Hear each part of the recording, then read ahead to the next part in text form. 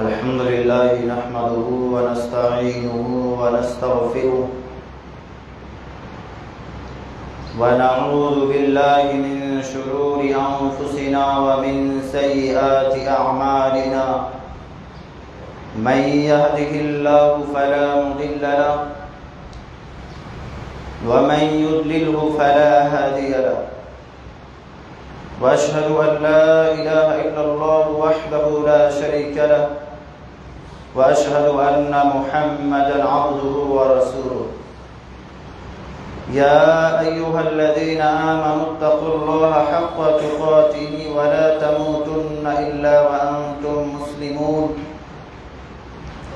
يا أيها الناس اتقوا ربكم الذي خلقكم من نفس واحدة وخلق منها زوجها وبث منهما رجالا كثيرا ونساء واتقوا الله الذي تساءلون به والأرحام إن الله كان عليكم رقيبا يا أيها الذين آمنوا اتقوا الله وقولوا قولا سديدا يصلح لكم أعمالكم ويغفر لكم ذنوبكم ومن يطع الله ورسوله فقد فاز فوزا عظيما فإن خير الحديث كتاب الله وخير الهدي هدي محمد صلى الله عليه وسلم وشر الأمور محدثاتها وكل محدثة بدعة وكل بدعة ضلالة وكل ضلالة في النار أما بعد أعوذ بالله من الشيطان الرجيم بسم الله الرحمن الرحيم قاف والقرآن المجيد بل عجبوا أن جاءهم منذر منهم فقال الكافرون هذا شيء عجيب أإذا متنا وكنا ترابا ذلك رجع بعيد قد علمنا ما تنقص الأرض منهم وعندنا كتاب حفيظ بل كذبوا بالحق لما جاءهم فهم في أمر مريج أفلم ينظروا إلى السماء فوقهم كيف بنيناها وزيناها وما لها من فروج والأرض مددناها وألقينا فيها رواسي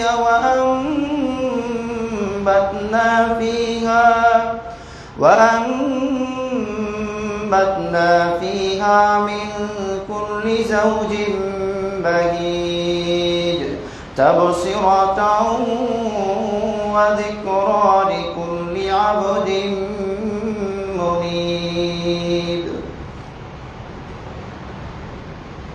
تمام قسم کی تعریف توصیف حمد و ثنا کبریا و بڑائی اس رب کائنات کے لیے جس ذات نے ہم انسانوں کو پیدا کیا اور پیدا کرنے کے بعد ہمیں یوں ہی راہ بھٹکتا ہوا جانوروں کی طرح نہیں چھوڑا بلکہ ہماری رشد و ہدایت کے لیے ہمیں سیدھی راہ دکھانے کے لیے ہمیں صراط مستقیم پر گامزن رکھنے کے لیے بے شمار انبیاء کرام کو مبعوث فرمایا۔ درود و سلام کی بارش ہو تمام انبیاء کرام پر، بالخصوص ہمارے آخری نبی احمد مجتبیٰ محمد مصطفیٰ صلی اللہ علیہ وسلم پر۔ میرے اسلامی بھائیوں، آج کے خطبہ کا جو میرا عنوان ہے بہت ہی اہم ہے۔ یہ ایک ایسا عمل ہے کہ جس پہ عمل کرنے پہ اللہ رب العالمین سارے گناہ معاف کر دیتا ہے۔ جس عمل سے اللہ خوش ہوتا ہے، جس عمل کو کرنے کا حکم اللہ رب العالمین انبیاء کو، نبیوں کو، رسولوں کو اور مومنوں کو بھی دیا ہے، اور جس کے اندر یہ عمل نہ ہو، جس کی زندگی میں یہ عمل نہ ہو، تو وہ تکبر میں مبتلا ہو جاتا ہے، وہ برائی کے دلدل میں پھنس جاتا ہے اور نکلنے کی توفیق نہیں ملتی۔ وہ عمل ہے توبہ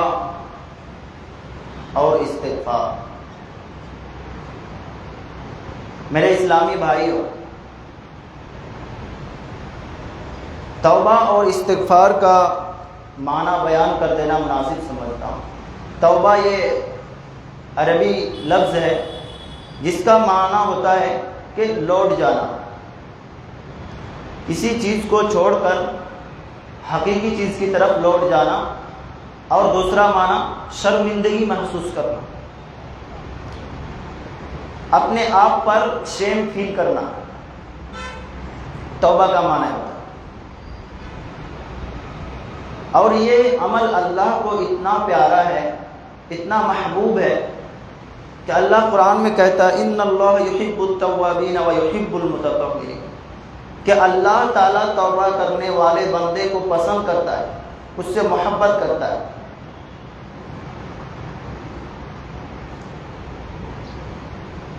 اور ترمذی کی ایک صحیح روایت میں اللہ کے رسول صلی اللہ علیہ وسلم نے فرمایا کل بنی آدم خطاء وخیر الخطائین التوابون، کہ آدم کے سارے اولاد خطا کار ہیں، گناہ گار ہیں، اور ان خطا کاروں میں، ان گنہگاروں میں بہتر وہ بندہ ہے جو توبہ کرتا ہے، گناہ کو چھوڑ کر اللہ کی طرف لوٹ جاتا ہے، برائی کو چھوڑ کر نیکی کی طرف آ جاتا ہے، اپنے عمل پر شرمندگی محسوس کرتا ہے۔ تو اس حدیث سے یہ معلوم ہوا کہ کسی کو نیکی کرنے میں فخر محسوس نہیں۔ کیوں؟ اللہ کے رسول صلی اللہ علیہ وسلم نے فرمایا آدم کی ساری اولاد گناہ گار ہے، خطا کار ہے، بہتر وہ ہے جو توبہ کرے، اللہ کی طرف لوٹ جائے، گناہ کو چھوڑ دے۔ اور بندہ توبہ کب کرتا ہے؟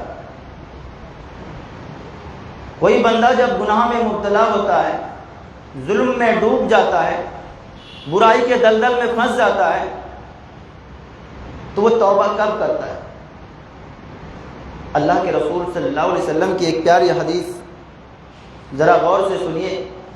رسول اللہ صلی اللہ علیہ وسلم فرماتے ہیں، صحیح بخاری کی روایت ہے کہ ان المؤمن یرا ذنوبہ کأنہ قاعد تحت جبل یخاف ان یقع علیہ، کہ ایک ایمان والا بندہ، ایک مومن بندہ اپنے گناہ کو اس طرح محسوس کرتا ہے، ایسا محسوس کرتا ہے گویا کہ وہ ایک پہاڑ کے نیچے بیٹھا ہوا ہے، اور اسے اس بات کا خوف ہے کہ یہ پہاڑ میرے اوپر گر نہ جائے۔ وہ ڈرتا ہے کہ یہ پہاڑ میرے اوپر گر نہ جائے، اتنا زیادہ وہ ڈرتا ہے گناہ سے، اللہ سے اتنا زیادہ خوف کرتا ہے۔ یہ مومن کی علامت ہے۔ وَإِنَّ الْفَاجِرَ يَرَى ذُنُوبَهُ كَذُبَابٍ مَرَّ عَلَى أَنْفِهِ فَقَالَ بِهِ هَكَذَا، اور ایک گناہ گار، ایک فاجر و فاسق اپنے گناہ کو اس طرح دیکھتا ہے گویا کہ ایک مکھی اڑتے اڑتے آئی، اس کے ناک پہ بیٹھی اور ایسے ہاتھ سے اشارہ کیا، مکھی اڑ کے چلی گئی۔ پتہ یہ چلا کہ بندہ توبہ اس وقت کرتا ہے جب اسے یہ محسوس ہوتا ہے کہ میں گناہ کیا، مجھ سے غلطی ہو گئی، میں اللہ کی نافرمانی کیا، میں اللہ کے رسول صلی اللہ علیہ وسلم کے احکام کی خلاف ورزی کی۔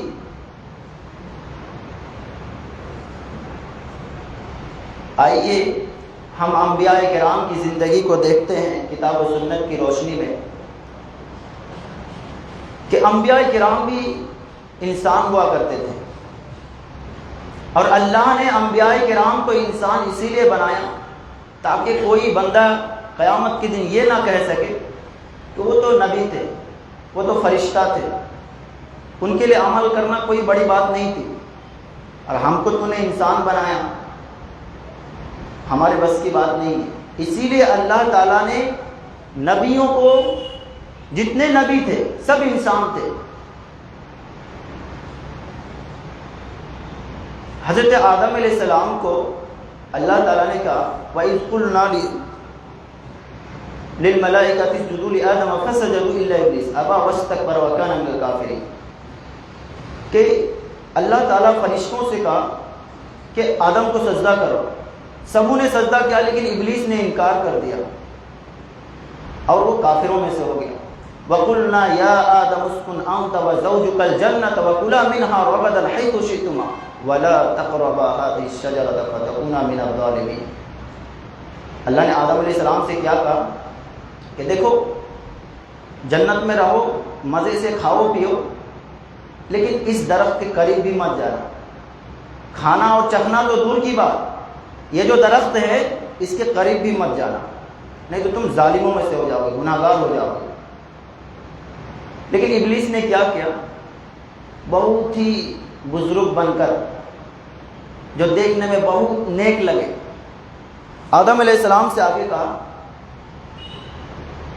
کہ جانتے ہو اللہ نے تم کو کیوں منع کیا یہ درخت چکھنے سے؟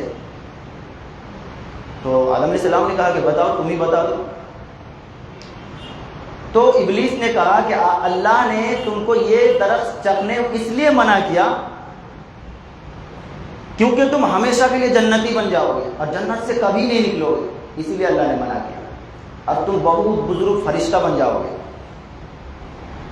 تو آدم علیہ السلام کو لگا کہ کیوں نہ چکھ لے، جب ہم فرشتہ بن سکتے ہیں، ہمیشہ کے لیے جنت میں رہنے کا اچھا موقع ملا۔ شیطان نے کیا کیا؟ پہلے لالچ دیا اور پھر آدم علیہ السلام سے نافرمانی کروا دی۔ آدم علیہ السلام کو جب یہ احساس ہوا کہ مجھ سے غلطی ہو گئی تو فوراً توبہ کی۔ وہ ایک نبی تھے، ایک غلطی ہوئی فوراً اللہ رب العالمین سے توبہ کی، ربنا ظلمنا انفسنا وان لم تغفر لنا وترحمنا لنكونن من الخاسرین، کہ اے ہمارے پروردگار بے شک ہم اپنے اوپر ظلم کیا، اور اگر تو مجھے معاف نہیں کیا، اگر تو ہمیں معاف نہیں کیا تو ہم ظالموں میں سے ہو جائیں گے۔ آدم علیہ السلام ایک نبی تھے، ایک نبی ہونے کے باوجود ان سے ایک غلطی ہوئی، فوراً اللہ کی طرف رجوع کیا۔ اور آج ہماری حالت یہ ہے، ہم قدم قدم پہ گناہ کرتے ہیں، لیکن 5 وقت کی صرف نماز پڑھ کے ہم اتنے فخر میں مبتلا ہو گئے ہیں، ہمیں توبہ نظر نہیں آتی، ہمیں استغفار نظر نہیں آتا۔ وہ ایک نبی ہو کر ایک غلطی ہوئی، فوراً اللہ کی طرف رجوع کی، فوراً توبہ کی۔ اسی طرح حضرت موسیٰ علیہ السلام جب شہر میں داخل ہوتے ہیں تو دیکھتے ہیں 2 آدمی آپس میں لڑائی کر رہے ہیں، تو ان میں سے ایک آدمی موسیٰ علیہ السلام کے جماعت سے تھے، تو انہوں نے کہا کہ موسیٰ میری مدد کرو۔ تو موسیٰ علیہ السلام گئے اور غصے سے ایک مکہ لگائے اس کو، جو مخالف تھے۔ جان سے مارنا مقصد نہیں تھا، لیکن ایک مکہ مارنے کی وجہ سے اس کا انتقال ہو گیا۔ تو موسیٰ علیہ السلام فوراً اللہ سے توبہ کیا، رب انی ظلمت نفسی فاغفر لی، کہ اللہ میں اپنے اوپر ظلم کیا، میں گناہ کیا، تو میرے گناہ کو معاف کر دے۔ دیکھیے نبیوں کی زندگی کو دیکھیے، جب بھی گناہ کیے فوراً اللہ سے توبہ کیا۔ توبہ کرنا اللہ سے گناہوں کی معافی مانگنا، گناہوں کی بخشش چاہنا، یہ مومنوں کی علامت ہوتی ہے۔ اسی طرح حضرت یونس علیہ السلام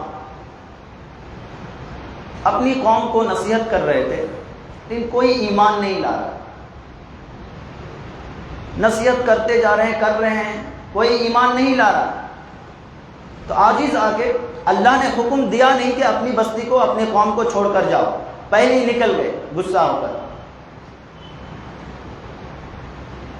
گئے، کشتی پہ سوار ہوئے، کشتی سمندر میں پھنس گئی، بھنور میں پھنس گئی۔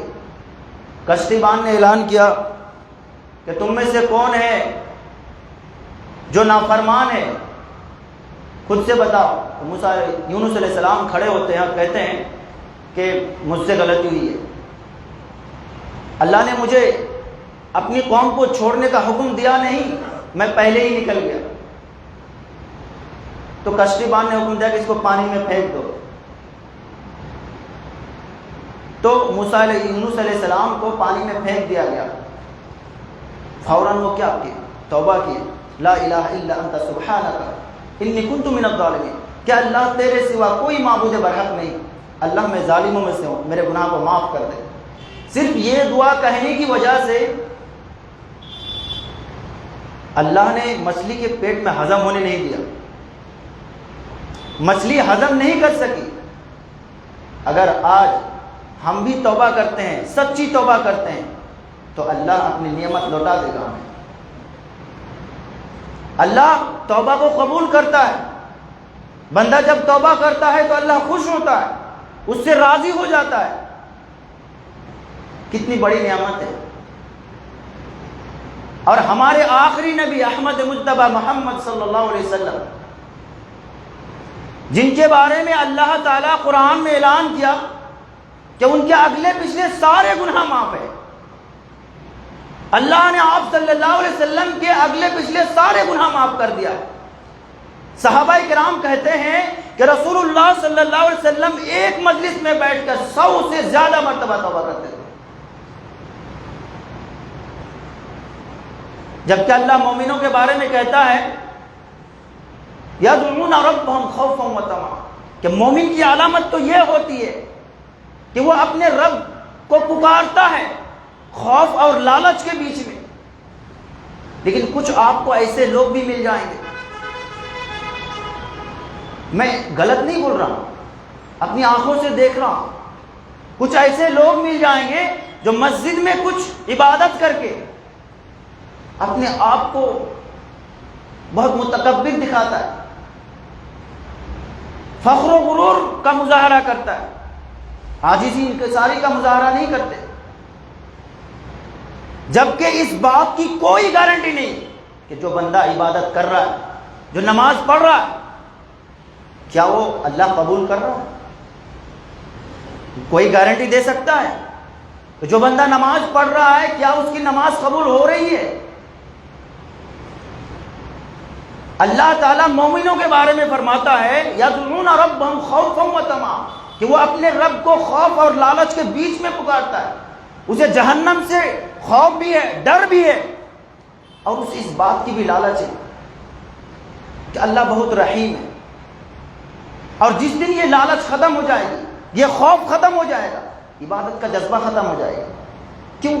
وہ سمجھے گا میں تو بہت نیک ہوں، میں تو بہت متقی ہوں، میں تو بہت پرہیزگار ہوں، تکبر میں مبتلا ہو جائے گا۔ تو مومن کی علامت یہ ہوتی ہے وہ اللہ کے عذاب سے ڈرتا بھی ہے، اسے اس بات کا بھی خوف رہتا ہے کہ پتہ نہیں اللہ میرا عمل قبول کر رہا ہے کہ نہیں، اسی لیے وہ ہمیشہ اللہ سے دعا کرتا ہے، عاجزی اور انکساری کا مظاہرہ کرتا ہے، تکبر نہیں کرتا، غرور نہیں کرتا، لالچ اور خوف کے بیچ میں وہ رہتا ہے اور اللہ سے دعا کرتا ہے، اللہ کو پکارتا ہے کہ اللہ تم میرے عمل کو قبول کر لے۔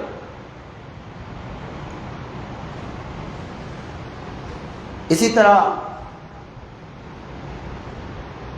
جب صحابہ کرام کی زندگی کو آپ دیکھیں گے تو کچھ ایسے واقعات آپ کو ملیں گے کہ رونا آ جائے۔ کیا توبہ تھا، جن کے بارے میں اللہ رب العالمین اپنی رضامندی کا اعلان کر دیا تھا کہ میں ان سے راضی ہوں، وہ ہم سے راضی۔ اللہ دنیا میں جن کو جنت کی سرٹیفکیٹ دے دیا، ان کے اندر توبہ کی تڑپ کو دیکھیں۔ حضرت عمران بن حسین رضی اللہ عنہ بیان کرتے ہیں کہ قبیلہ جوہینہ کی ایک عورت آتی ہے اور کہتی ہے اللہ کے رسول، میں اللہ کے قانون کو توڑا، آپ مجھ پر سزا نافذ کیجیے، مجھے سزا دیجیے۔ ذرا غور سے سنیے، عورت کو معلوم ہے اس کی سزا کیا ہے، زانی کا سزا کیا ہے، جو شادی شدہ سزا موت ہے۔ صحابیہ رسول آتی ہے اور خود آ کے کہتی ہے اللہ کے رسول، میں اللہ کا قانون کو توڑا، آپ مجھے سزا دیجیے۔ وہ حاملہ ہو چکی تھی، پریگننٹ ہو چکی تھی۔ رسول اللہ صلی اللہ علیہ وسلم اس کے سرپرست کو بلاتے ہیں اور کہتے ہیں کہ اسے لے کر جاؤ، اس کے ساتھ اچھا سلوک کرنا۔ فَإِذَا وَضَعَتْ فَأْتِنِي بِهَا، اور جب یہ بچہ جنم دے دے تو میرے پاس لے کے آنا۔ اسلام کتنا پیارا مذہب ہے، اسلام کا قانون ہے جو زانی ہے اس کو رجم کیا جائے گا، پتھر سے مار کر اسے رجم کر دیا جائے گا۔ لوگ کہتے ہیں کہ اسلام دہشت گردی سکھاتا ہے، لوگ کہتے ہیں اسلام دہشت گردی سکھاتا ہے۔ یہ میرے رب کا قانون ہے کہ جو زنا کرے اسے پتھر سے رجم کر دو، میرے نبی کا فرمان ہے۔ لیکن وہ بچہ جو پیٹ میں پل رہا ہے، اسلام نے اس کا بھی خیال رکھا۔ بھلا یہ اسلام دہشت گردی، معصوم انسان کو مارنے کا کیسے حکم دے سکتا ہے؟ ممکن ہے؟ وہ بچہ ابھی دنیا میں آیا نہیں، ابھی دنیا دیکھا نہیں، پھر بھی اللہ کے رسول صلی اللہ علیہ وسلم قانون کو ٹال دیتے۔ لوگ ہم سے کہتے ہیں کہ تم دہشت گردی پھیلاتے، اسلام کو پڑھ کے تو دیکھو۔ ارے مرے ہوئے انسان پہ بھی ظلم کرنے کا حکم نہیں دیا۔ ایک انسان جب مر جاتا ہے تو رسول اللہ صلی اللہ علیہ وسلم فرماتے ہیں کہ اس کے ساتھ اچھا سلوک کر۔ کتنا پیارا انداز ہوتا ہے، خوشبو اور عطر لگا کے، سفید کپڑوں میں لباس پہنا کے، کتنے خوبصورت انداز میں قبر میں رکھ دیا جاتا ہے۔ اسلام ایک مرے ہوئے انسان کے ساتھ بدسلوکی کا حکم نہیں دیتا، اس کے ساتھ حسن سلوک کا حکم دیتا ہے۔ اور اسلام کے بارے میں کہتا ہے کہ دہشت گردی کا درس دیتا ہے۔ اسلام کو پڑھ کے تو دیکھو، وہ جب بچہ جنم دیتی ہے تو وہ عورت کو لائی جاتی ہے، رسول اللہ صلی اللہ علیہ وسلم رجم کا حکم دیتے ہیں، رجم کر دی جاتی ہے۔ تو حضرت عمر رضی اللہ عنہ اعتراض کرتے ہیں جب نماز جنازہ پڑھا رہے تھے کہ اللہ کے رسول، آپ اس عورت کی نماز جنازہ پڑھائی جو زنا کے مرتکب تھی، جو زنا میں مبتلا تھی۔ رسول اللہ صلی اللہ علیہ وسلم کا فرمان ہے، رسول اللہ صلی اللہ علیہ وسلم نے فرمایا لقد تابت توبۃ لو قسمت بین 70 من اہل المدینہ لوسعت۔ کہ عمر تم کیا کہہ رہے ہو معلوم ہے؟ یہ عورت ایسی توبہ کی، اگر اس کی توبہ 70 آدمیوں میں بانٹ دی جائے تو اللہ ان لوگوں کے سارے گناہ کو معاف کر دے گا۔ اس سے بڑھ کر توبہ کیا ہو سکتی ہے؟ خود چل کر آئی رسول اللہ صلی اللہ علیہ وسلم کے پاس اور اپنی جان کو اللہ کو راضی کرنے کے لیے قربان کر دی۔ اس سے بڑھ کر کوئی توبہ ہو سکتی ہے؟ حضرت بریدہ رضی اللہ عنہ صحیح مسلم کی روایت ہے، بیان کرتے ہیں کسی طرح ایک صحابی معاذ بن مالک رضی اللہ عنہ آتے ہیں، اب کہتے ہیں یا رسول اللہ طہرنی، اے اللہ کے رسول صلی اللہ علیہ وسلم مجھے پاک کر دیجیے۔ تو رسول اللہ صلی اللہ علیہ وسلم فرماتے ہیں ویحک استغفر اللہ وتوب الیہ، افسوس ہے تم پہ، جاؤ اللہ سے معافی مانگو۔ رسول اللہ صلی اللہ علیہ وسلم کو معلوم نہیں تھا۔ رسول اللہ صلی اللہ علیہ وسلم نے فرمایا کہ معاذ جاؤ اللہ سے معافی مانگ لو۔ کچھ دور وہ جاتے ہیں، اب دیکھیے کچھ دور جاتے ہیں، کچھ قدم آگے بڑھ جاتے ہیں، لیکن دل اجازت نہیں دیتا. اللہ ناراض ہو گیا، اللہ ناراض ہو گیا، دل اجازت نہیں دے رہا. پھر صحابی رسول واپس آتے ہیں، کہتے ہیں اللہ کے رسول مجھے پاک کر دیجیے. رسول اللہ صلی اللہ علیہ وسلم کہتے ہیں کہ جاؤ اللہ سے معافی مانگ لو. پھر جاتے ہیں لیکن دل نہیں مانتا. اللہ مجھ سے ناراض ہو گیا، اللہ مجھ سے خفا ہو گیا، میرا رب مجھ سے خفا ہو گیا. پھر صحابی رسول واپس آتے ہیں، کہتے ہیں اللہ کے رسول مجھے پاک کر دیجیے. جب چوتھی بار جب آتے ہیں تو رسول اللہ صلی اللہ علیہ وسلم پوچھتے ہیں فیما اطہرک، تمہیں کس چیز سے پاک کروں؟ تو فرماتے ہیں کہ میں زنا میں مبتلا ہو گیا. رسول اللہ صلی اللہ علیہ وسلم اپنی امت سے محبت دیکھیے. رسول اللہ صلی اللہ علیہ وسلم کہتے ہیں کہ ان کا دماغی توازن ٹھیک ہے، ذرا پتہ کرو. صحابی رسول کہتے ہیں کہ رسول اللہ ان کا دماغ صحیح ہے، کہیں یہ شراب تو نہیں پی رکھی؟ صحابہ کرام کہتے ہیں نہیں، شراب نہیں پی رکھی ہے، بو نہیں آ رہی ہے. رسول اللہ صلی اللہ علیہ وسلم رجم کا حکم دیتے ہیں. صحابی رسول کو رجم کر دیا جاتا ہے. صحابہ کرام کے دو گروپ ہو جاتے ہیں. کچھ صحابہ کہتے ہیں کہ ماعز بن مالک ہلاک ہو گئے، برباد ہو گئے، اتنا بڑا گناہ کیا. اور ایک جماعت کہتی ہے کہ نہیں، اس سے بڑھ کر توبہ کیا ہو سکتی ہے، وہ تو اللہ کو راضی کرنے کے لیے اپنی جان قربان کر دی. ایک دو روز ایسے ہی گزر جاتے ہیں. رسول اللہ صلی اللہ علیہ وسلم آتے ہیں اور کہتے ہیں کہ استغفروا لماعز بن مالک، کہ تم لوگ ماعز بن مالک کے لیے مغفرت مانگو. لقد تاب توبۃ لو قسمت بین امۃ لوسعتہم. کیوں جانتے ہو کہ انہوں نے ایسی توبہ کی کہ اگر ایک بڑی جماعت میں بانٹ دی جائے تو اللہ سارے لوگوں کو معاف کر دے گا. اس سے بڑھ کر توبہ کیا ہو سکتی ہے؟ خود چل کر آیا وہ اور اللہ کو راضی کرنے کے لیے اپنی جان کو قربان کر دیا.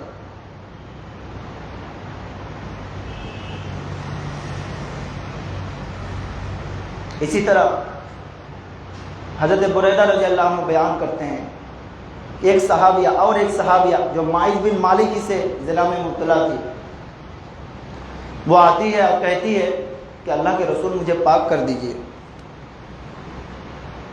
تو رسول اللہ صلی اللہ علیہ وسلم فرماتے ہیں کہ جاؤ اللہ سے معافی مانگ لو، اللہ معاف کر دے گا. تو صحابیہ رسول کہتی کیا دیکھو، اس کو معلوم ہے اس کی سزا موت ہے، لیکن اپنے رب کو راضی کرنے کی تڑپ دیکھیے دل میں. اپنے رب کی نافرمانی ہوئی ہے، اپنے رب کو خوش کرنے کے لیے دل میں تڑپ کو دیکھیے.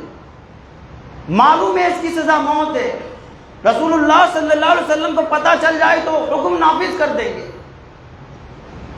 کہتی ہے کہ اللہ کے رسول کیا آپ مجھے ویسے ہی واپس کر دیں گے جیسے ماعز بن مالک کو واپس کر رہے تھے آپ؟ رسول اللہ صلی اللہ علیہ وسلم کہتے ہیں کہ اچھا تو تم بھی زنا میں مبتلا ہو. اللہ کے رسول صلی اللہ علیہ وسلم وہ بھی حاملہ ہو چکی تھی. رسول اللہ صلی اللہ علیہ وسلم نے حکم دیا کہ تم ابھی واپس جاؤ، جب بچہ جنم دے دو تو میرے پاس آنا.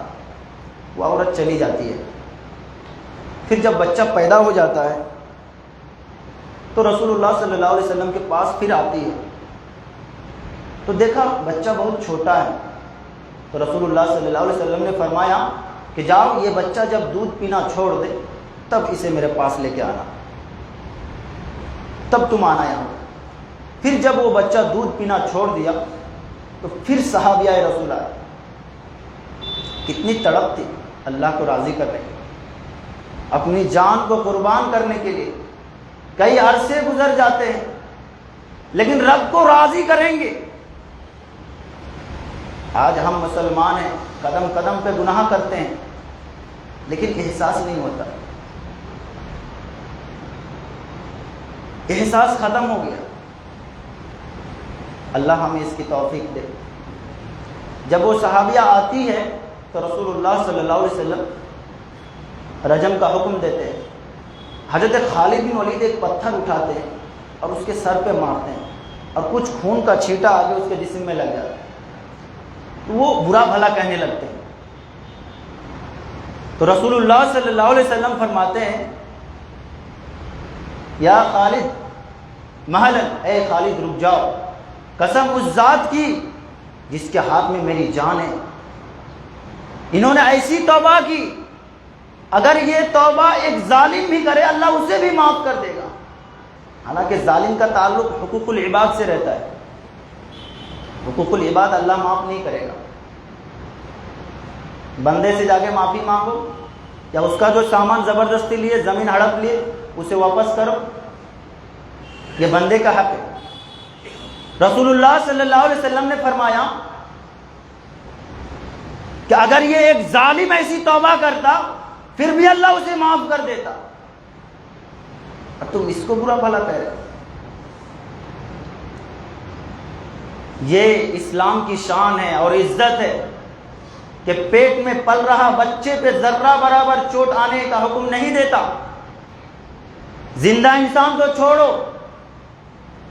جو ایک انسان کو قتل کرتا ہے اللہ تعالیٰ فرماتا ہے گویا کہ وہ سارے انسان کو قتل کیا اور اسے بھی قتل کا حکم نافذ کیا، اس کے لیے بھی قتل کی سزا نافذ کی۔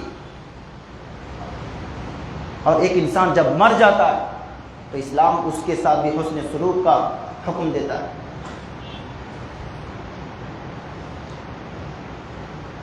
تو توبہ ایک بہت ہی اہم عمل ہے۔ وہ نبی تھے، اتنے نیک تھے، پھر بھی توبہ کرتے تھے۔ رسول اللہ صلی اللہ علیہ وسلم اگلے پچھلے سارے گناہ معاف، پھر بھی ایک دن میں ایک مجلس میں 100 سے زیادہ مرتبہ توبہ کرتے تھے۔ آپ کے سامنے 2 حدیث بیان کر کے میں اپنا خطبہ ختم کروں گا انشاءاللہ۔ بہت ہی پیاری حدیث ہے، آپ لوگ بھی سنے ہوں گے۔ صحیح ترمذی کی روایت ہے، اللہ کتنا رحیم ہے اپنے بندوں پر۔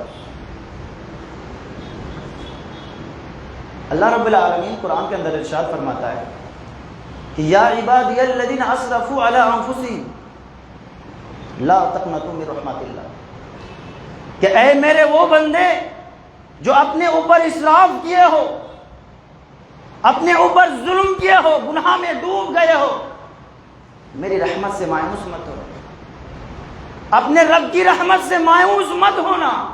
ان اللہ یغفر الذنوب جميعا، اللہ تمہارے سارے گناہ کو معاف کر دے گا۔ انہ هو الغفور الرحیم، یقیناً وہ بہت زیادہ معاف کرنے والا۔ اسراف کا معنی جانتے ہیں؟ اللہ نے یہاں گناہ کا ذکر نہیں کیا، اللہ نے فرمایا کہ اے میرے وہ بندے جو اسراف کیے ہو،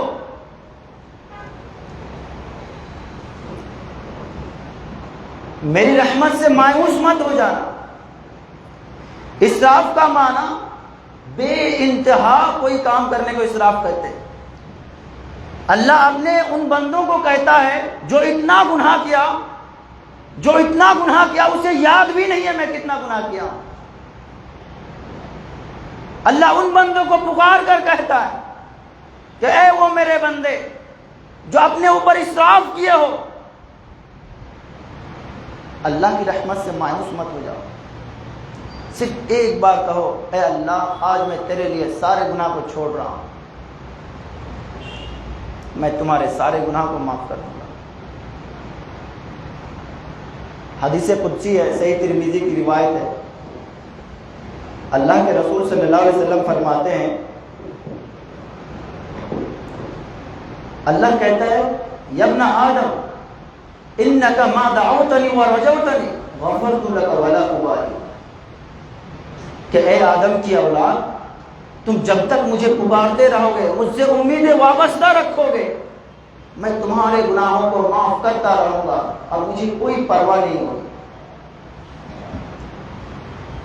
الفاظ دیکھیے، جب تک تم مجھے پکارتے رہو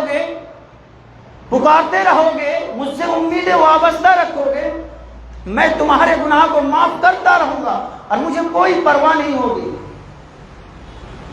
آج اگر کسی سے غلطی ہو جاتی ہے آپ کے رشتہ دار سے، تو معاف تو کرنے کے لیے جلدی تیار نہیں ہوتے، معاف بھی اگر کرتا ہے تو ناگو چڑھاتے ہیں، ناراضگی کا اظہار کرتے ہیں۔ اللہ کہتا ہے کہ میں تمہارے گناہ کو معاف کرتا رہوں گا اور مجھے کوئی پرواہ نہیں ہوگی، میں پرواہ بھی نہیں کروں گا کہ میرا بندہ کتنا بڑا گناہ گار ہے۔ پھر آگے اللہ فرماتا ہے یا ابن آدم لو بلغت ذنوبک عنان السماء ثم استغفرتنی غفرت لک ولا ابالي، تمہارے گناہ اگر آسمان تک پہنچ جائے پھر تم مجھ سے معافی مانگا کہ اللہ میرے گناہ کو معاف کر دے، اللہ میں گناہ کو چھوڑ رہا ہوں، اللہ تم میرے گناہ کو معاف کر دے۔ اللہ کہتا ہے میں تمہیں معاف کر دوں گا اور میں کوئی پرواہ بھی نہیں کروں گا۔ صرف اتنا ہی نہیں، آگے اللہ فرماتا ہے یا ابن آدم انک لو اتیتنی بقراب الارض خطایا ثم لقیتنی لا تشرک بی شیئا غفرت لک لاتیتک بقرابها مغفرہ، کہ اگر تم میرے پاس آؤ زمین بھر گناہ لے کر، اگر تم زمین بھر گناہ لے کر میرے پاس آؤ اس حال میں کہ تم میرے ساتھ کسی کو شریک نہیں کیا، حالت کی شرط لگا، اس حال میں کہ تم میرے ساتھ کسی کو شریک نہیں کیا، میں تمہارے گناہ کو معاف کر دوں گا اور مجھے کوئی پرواہ نہیں ہوگا۔ اللہ کتنا رحیم ہے، اپنے گناہگار بندوں سے کہتا ہے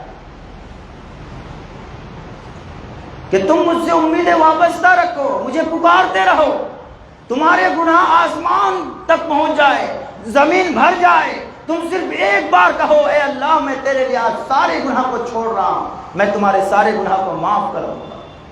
دل سے توبہ تو کرے۔ صحیح بخاری کی ایک روایت ہے، حدیث قدسی ہے، اللہ تعالیٰ اللہ کے رسول صلی اللہ علیہ وسلم نے فرمایا یتنزل ربنا تعالی الى سماء الدنیا، یتنزل ربنا تعالی الى سماء الدنیا حتی یبقى ثلث اللیل الاخر، کہ جب رات کا ایک تہائی حصہ باقی رہتا ہے آخری، تو اللہ رب العالمین ساتوں آسمان سے اپنے عرش سے اتر کر اس آسمان میں آتا ہے۔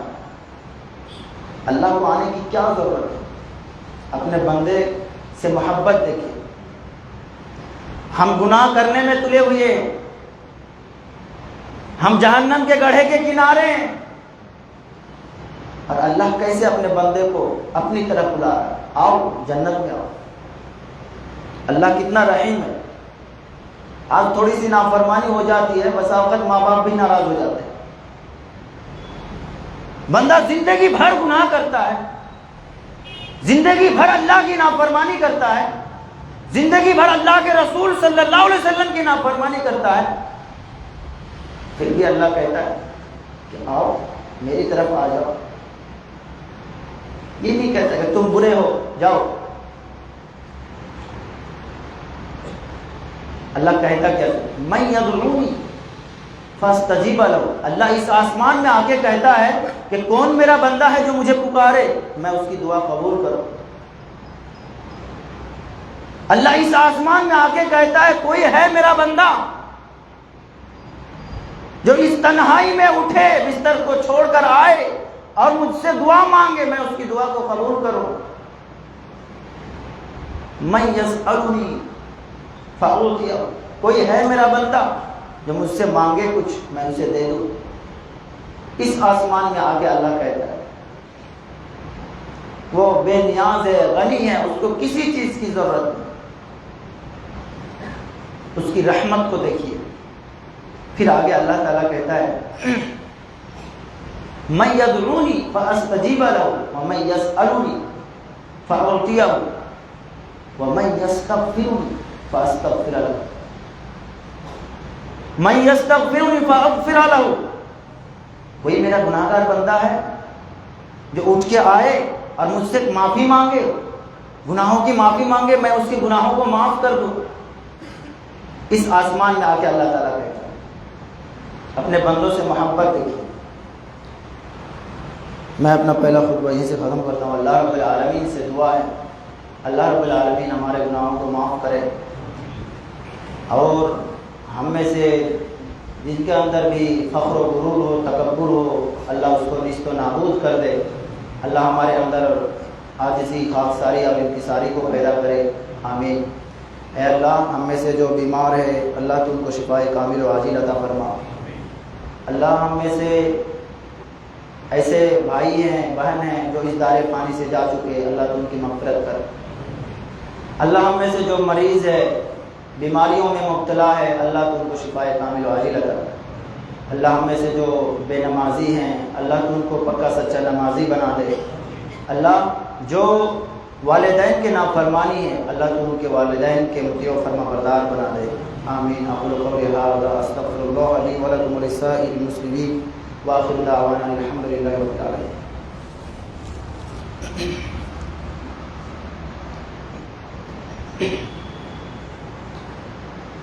الحمد للہ نحمده ونستعینه ونستغفره ونعوذ باللہ من شرور انفسنا ومن سیئات اعمالنا، من يهده الله فلا مضل له ومن يضلل فلا هادي له، واشهد ان لا اله الا الله وحده لا شريك له واشهد ان محمدا عبده ورسوله۔